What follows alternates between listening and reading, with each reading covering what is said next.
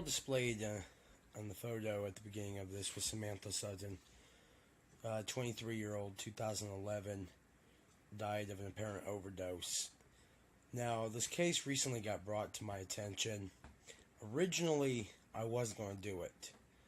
It looked like a heroin addict that simply overdosed.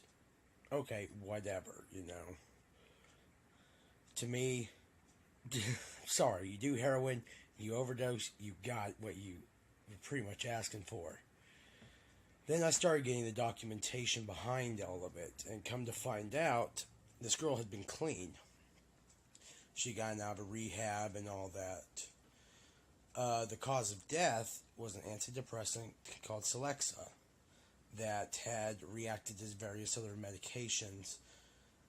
She was also apparently taking morphine, which tells me she was in a lot of pain, and given the documentation and all that, and I sent it off to medical professionals as well, and their theory was based on autopsy photos and whatnot, is that this girl had apparent liver failure.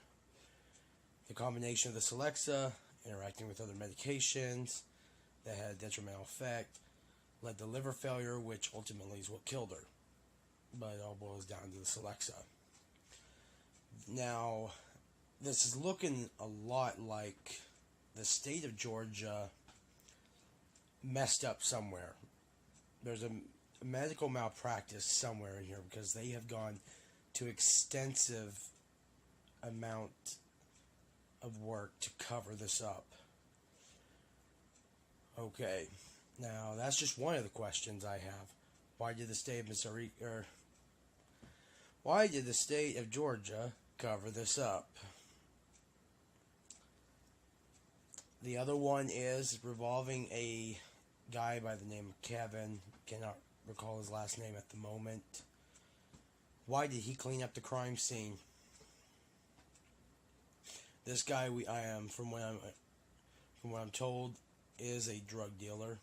He is an addict. He cleaned up the crime scene, and was not arrested for this.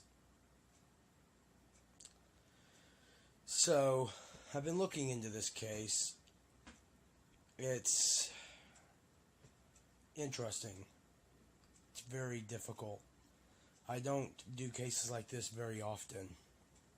In fact, I do them so rarely that looking at the autopsy photos and stuff is very difficult. It is very hard for me to set my emotions aside and think that this girl is younger than I am. This girl right now, I mean, she could have been a mother, a wife. Instead, she's 6 feet in the ground somewhere. And that, to me, is the hardest thing.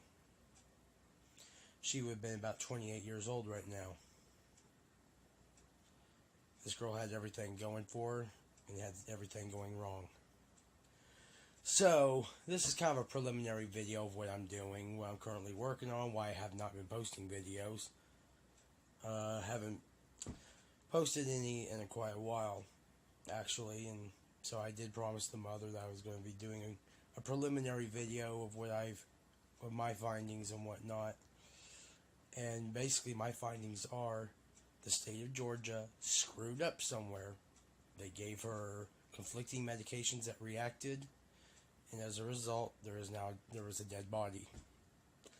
And then they took the extensive amount of time to cover it up to the best that they could. This mother never gave up.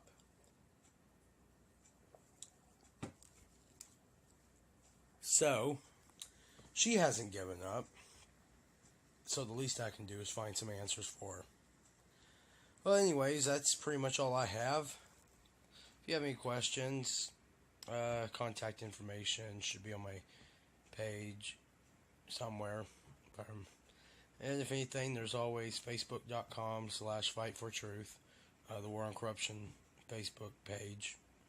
Anyway, talk to you later. Bye.